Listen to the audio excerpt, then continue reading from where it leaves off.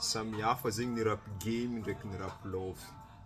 Rap game, maha rap game ny rap game zegny, rappeur matetika agnatin'ny rap game izy mivolagna hoe flingueko anao, bang bang. Fa rap game zegny karaha film, son raiky zay vita, io personnage zegny rappeur agnatiny.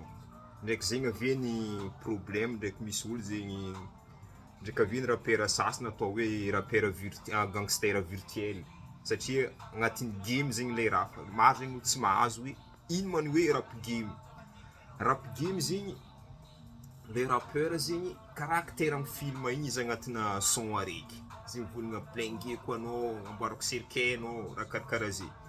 Fa izy zegny virtuel le raha, karaha film.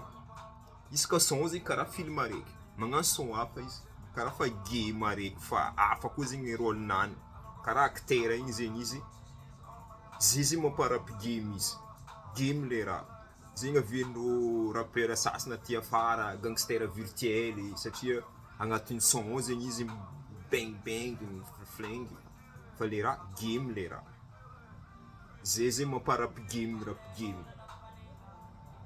Yes, kala shpiny cher nga, tsola.